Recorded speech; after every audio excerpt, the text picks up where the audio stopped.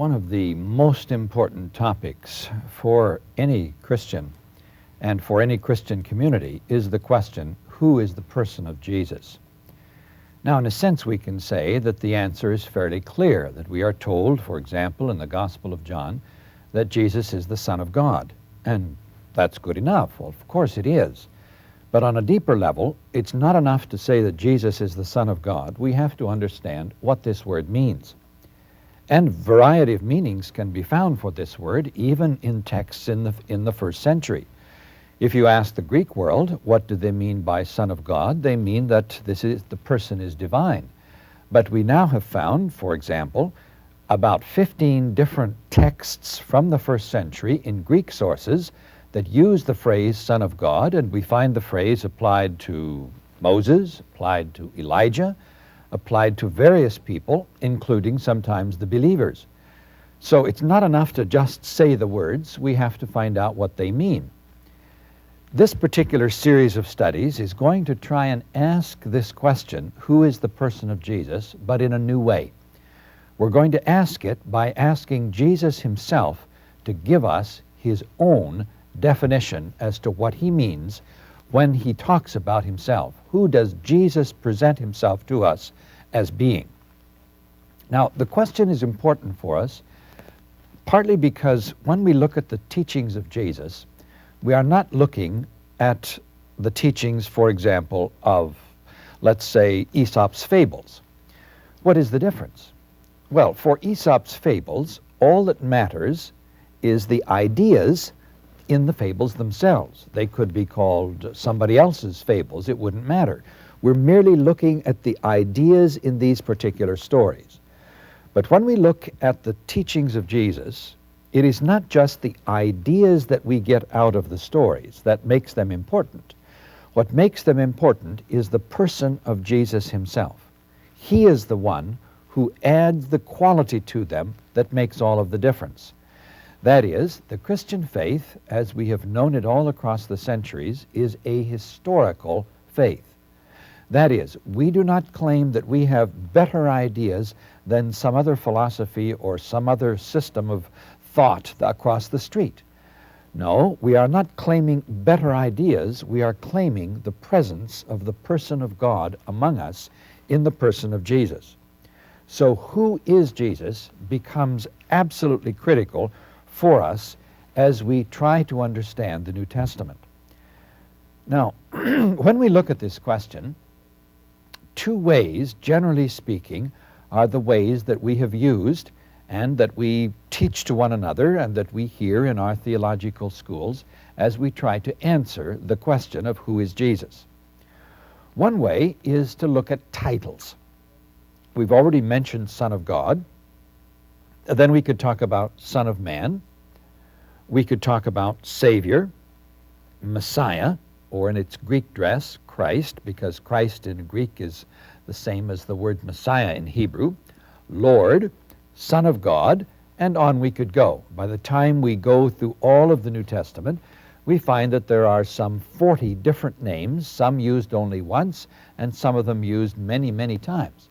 And we could study these names and from them try to find out who is the person of Jesus. We would be greatly enriched by this study, as we have all across the centuries. This kind of a study is called ontological Christology. Ontological is a fancy Greek word which means being.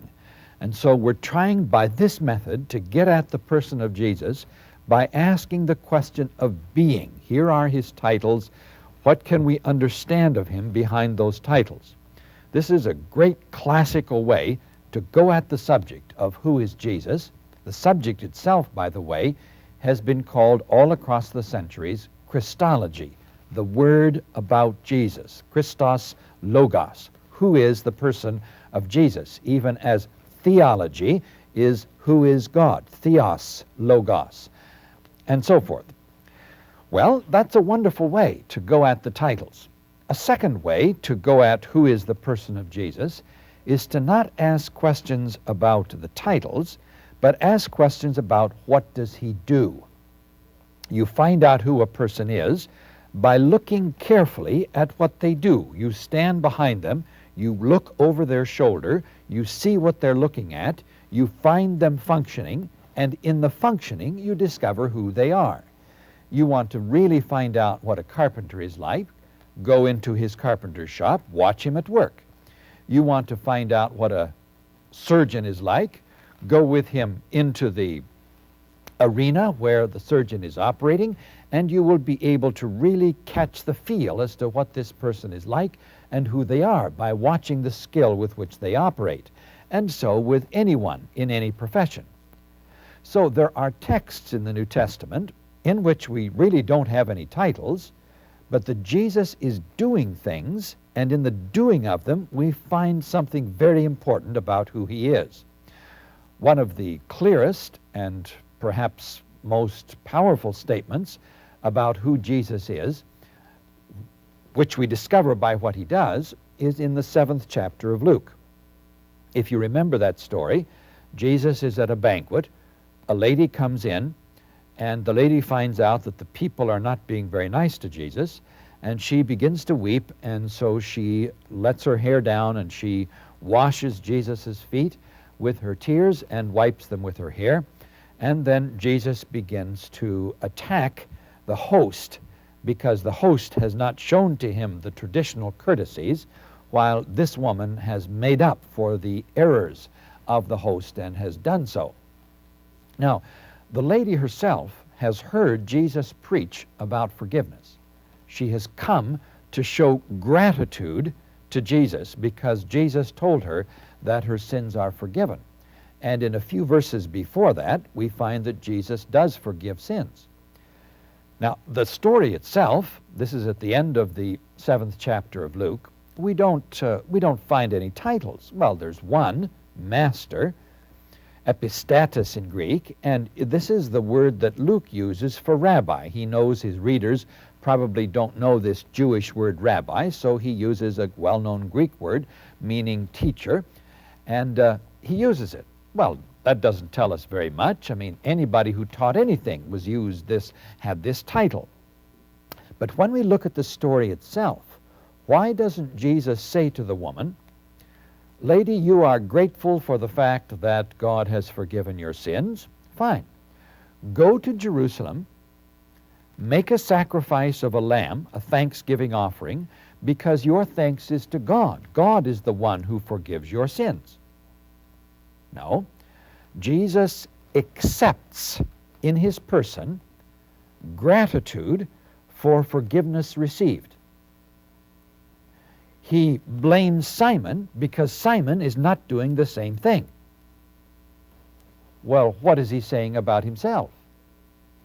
Obviously, he is saying, I am the person to whom gratitude for forgiveness received is appropriately expressed. Once in my life in the Middle East, I had a person come up to me and fall down and begin to kiss my feet, and I got that person up off the ground and I sat him down very, very quickly and said, "Look here, Muhammad, I don't know what your problems are, but you tell me what your problems are and I will do my best to help you. But I can't accept this." I once had a lady come to me and she wanted to wash my feet and I could not accept. I said, "Look, you know, it's not appropriate. I can't accept." Imagine yourself and someone falls down in front of you and begins to weep and wash your feet with their tears and then wipe them with the hairs of your head. What are you going to do? I think you, like me, would have a very hard time accepting that. Jesus not only accepts it, he blames Simon because Simon isn't doing the same thing. So although there are no titles, we find a statement about the nature of the person of Jesus. He is at least the unique agent of God who accepts in his person gratitude for forgiveness received. At least that much is being said, if not more. We've got a fancy title for this. It's called functional Christology. That is, we find out the word about Jesus by what he does, his functions. If you pick up any book on the subject of who is the person of Jesus, whether they use these fancy theological words or not, you will probably find that they are going after the subject one of these two ways. Either they are explaining titles or they're talking about the things that Jesus does. Either it's ontological Christology or it's functional Christology. In seminary, I was taught the first. Since those days, I have read lots of books about the second and have been enriched by both sources. But in this set of studies, we want to ask another question, and that is, Jesus teaches us about himself, not just by the titles and not just by what he does, but he teaches us about himself by the way he retells stories from the Old Testament with himself at the center. He doesn't just repeat the story, but he repeats the story with this critical new addition. Jesus is one of the central figures in the story as it's retold. We don't find this in all of his stories, but when we find it, it is, as I perceive it, loud and clear. And that perhaps this is one of the best ways, clearest ways, and most powerful ways in which we discover who the person of Jesus is when we look at the pages of the New Testament.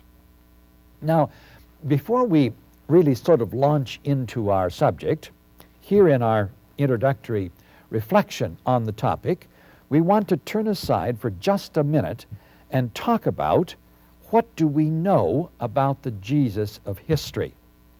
That is, simply, people across the centuries have assumed that in the Gospels we've got cameramen with video cameras. And they're sort of standing there and they're kind of taking this stuff down just as it happened. And so we have the stories of Jesus and the stories about Jesus exactly as they happened, recorded perhaps miraculously by the help of the Holy Spirit on the minds of the apostles. They then give us the Gospels because they remember all of this stuff, perhaps with the help of some miraculous power of God. Well, in the past, that's the way people looked at these questions. But when we look at it now, and as we have looked at it perhaps for the last 400 years at least, we notice that the same stories in Matthew, Mark, and Luke are not exactly the same. Well, we can answer that and say, sure, yeah, they're not the same, but, well, maybe Jesus told the story twice. That's possible. Or maybe the same event happened in exactly, not quite the same way. Well, yeah, that could happen too. But when we press the question, we find that that really doesn't give us an adequate answer. Why? Because sometimes we're sure it's the same event. For example, the sign over the head of Jesus is recorded 4 different ways in the 4 Gospels. Well, they're not 4 signs. It's one sign. And so to say that, well, it was recorded twice really isn't quite good enough. We've got to have some understanding as to how the material came to us. We know that Jesus was born probably about the year 4 BC, because that's when Herod the Great died, and probably the medieval monks who put our calendar didn't quite get it right. And we're pretty sure that the ministry of Jesus is about the year 27 to 30 in the 1st century. Well, then, yes, about 20 years later, Paul begins to write his letters, but it's not till about the time Jerusalem falls, either in the late 60s or the early 70s of the 1st century, that the apostles begin to write down their Gospels. All right? Now we're talking about 35, 40 years between the end of the life of Jesus and his resurrection and his ascension, and the writing down of the stories about Jesus in the written records that we call the Gospels. So this period we call the period of oral tradition. Now, how are we to understand what happened through that period of oral tradition? I was in one class in graduate school in which the professor didn't really think that the material was preserved very carefully, and he said to us, well, now give us one full paragraph of the sayings of your grandfather. Well, of course, the class couldn't do it. And he said, now look, don't imagine that we have accurate records of the stories of Jesus. It was 30, 40 years later. people really didn't remember that much. We really can't imagine that we have accurate records about what he said and did. All right, I didn't agree with the professor, but the question is raised, and we have to come to some answer to this question. And first of all, we ask ourselves, well, what have the scholars of the church sort of said across this long extended period, let's say of the last 100 years? Well, there has been a very distinctive move. In the 19th century, lots of liberal professors, particularly in Europe, and in Europe particularly in Germany, said, look, we want a scientific foundation for the Christian faith. We don't want a foundation that's just on things that people believe. We want a scientific foundation, sort of like, natural sciences have a scientific foundation. How are we going to do this? Well, let's discover the real Jesus. Let's strip away all those things that were just faith, and let's get at the real Jesus of history. They tried to do that, and they came up with biographies of Jesus, which they wrote, but actually by the time they had stripped away the theology, and they had only what they thought was pure history left, you know what Jesus looked like? By the time they got done with this, he kind of looked like a middle-class German professor. What these dear folks had done was they had made Jesus into an image of themselves. That really didn't help us very much. And then Albert Schweitzer, the very famous doctor missionary to Africa, before he went off to Africa, he wrote a book which was published in 1910 called The Quest for the Historical Jesus. And he took that whole movement from the 19th century and he said, this is ridiculous, because Jesus is the person who begins the new age. Thereby the question of faith and the question of Jesus is the agent of God acting in history is the center of everything he says and does. By the time you people have stripped away the theology in order to get the pure history, you have wiped out everything. This is nonsense. Schweitzer put an end to that entire movement. But then another fellow came along, and he is probably the most influential 20th century New Testament scholar. His name was Bultmann. He was German, and he came up with a theory called form criticism. He said, look, we've got this 40 years of oral tradition, and we find that the material about Jesus which came through the oral tradition falls into different types. He tried to analyze those types, and then he came up finally with the theory that all of this stuff was really dreamed up by the early church, put into the mouth of Jesus, and that the early Christian prophets were the people who did it, because they, in very good faith, thought that they had the gift of prophecy and that they were talking for the heavenly Jesus seated at the right hand of God, giving to the church the sayings of Jesus, but actually the stuff we have is from the Christian prophets speaking for the heavenly Jesus, and it is not recollections of the earthly Jesus and what he said and did.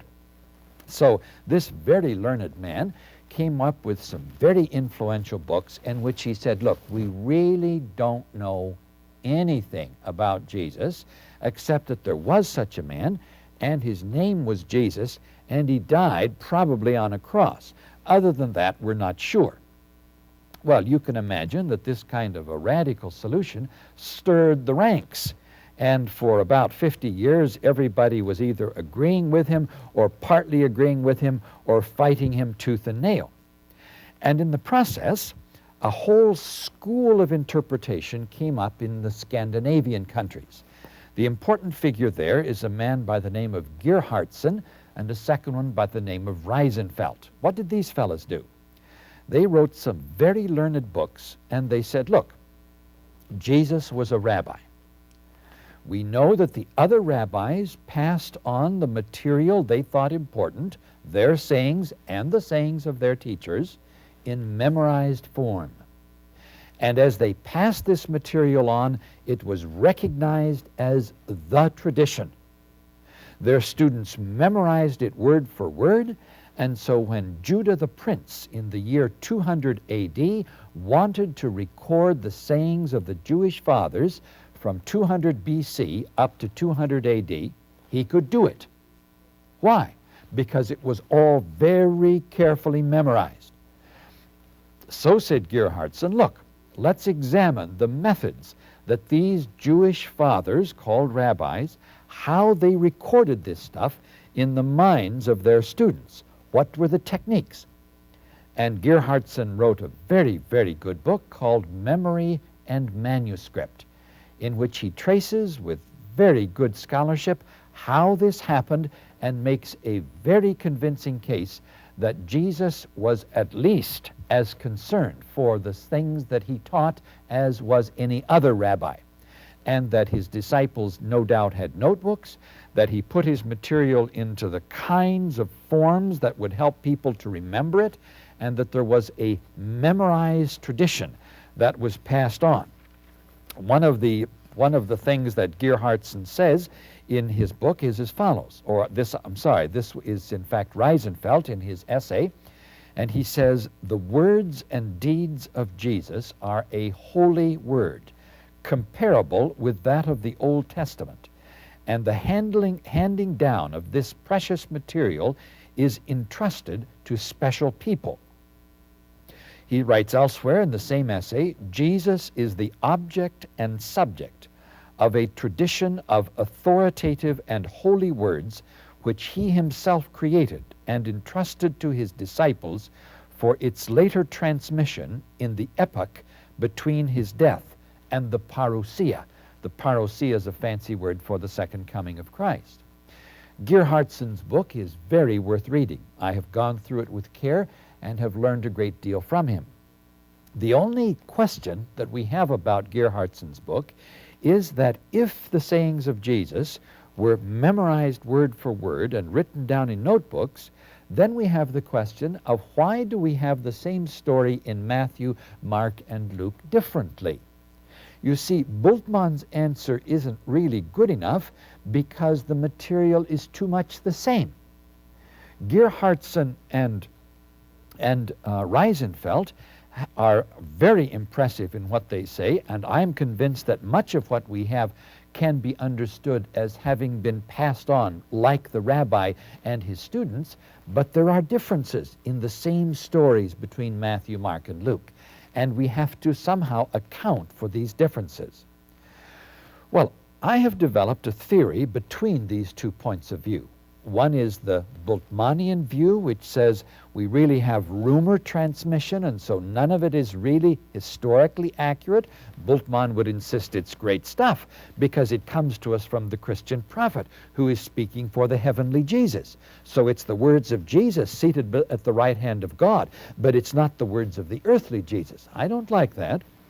Gerhardsen and Reisenfeld have made a very good case, but still we have the question as to why Matthew, Mark, and Luke are different. It's been my privilege almost all of my life to live in the Middle East among people in the city who are well educated and village people who are not well educated, who pass down a great deal of what is important to them in oral form.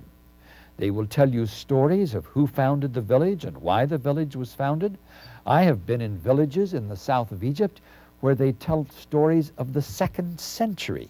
Now, they don't know that's the 2nd century. I do, because they're talking about a village, a town that was built by the Romans, and I know who built it. I know it was built by Hadrian, and Hadrian was emperor in the 2nd century. These dear people merely say min zaman, once long ago, when the Romans came and set up this town. I hear the stories, and I know that that village has passed on those stories almost for 2,000 years. So I've watched village people pass on the things that are important to them. How do they do it? They do it meeting together. Whenever they get together at night, and of course in the village, until very recently, there was no electricity, so there was no radio, and there was no television. So their entertainment in the evening is to sit around and tell the stories of their tradition. And as they tell them, you must tell them correctly. Why? If you don't, someone else around the circle will say, that ain't the way I heard it. They will say, you don't have it right, and then they will tell it correctly. Now, obviously, you don't want people in the community to think that you're stupid and haven't learned the tradition correctly. You will be very careful before you dare speak up in that kind of a circle and tell the stories of the tradition until you know them very well. As I've listened now for 35 years to these kinds of folks telling the stories of their tradition in the village, there's no official school, no official teacher, and no official student. But the people are passing on the material that defines their own identity. They're telling the stories of their village. And I am convinced this is what happened in the life of the church. That at the very earliest stage, these Jews who had found in Jesus the Messiah, let's call them Messianic Jews, in the Holy Land, were asked by their Jewish friends, why you come to the synagogue with us on Saturday, that's fine, but you have another service on the first day of the week. Why are you gathering for this special meeting on the first day of the week? And they answered, we think the Messiah has come. Oh, really? Well, why do you think that? Well, the person Jesus was this wonderful person who did and said these wonderful things. Well, what did he say and do? You must be able to answer that question. If you can't, you will not be able to identify who you are. Your identity requires that you remember the stories of what Jesus said and did. But when you're reciting poetry, the poetry has to be word for word. But when you're telling stories, you have the right to give it your own emphasis, your own interpretation. You can add a little bit of dialogue or subtract a little bit of dialogue. So when we look at the stories of Jesus in Matthew, Mark, and Luke particularly, they are very much the same, but at the same time, each author has the right to give it his own emphasis. Now that's not a loss, folks. This means we have the stories of Jesus interpreted under the guidance of the Spirit by the apostles. The story is enriched. We can say, here is Luke's vision of Jesus, and here is the authentic Jesus of Nazareth. I am eager to know what Jesus of Nazareth said to the Pharisees. I am delighted to hear Luke's proclamation of Jesus, because Luke was a part of that first apostolic band.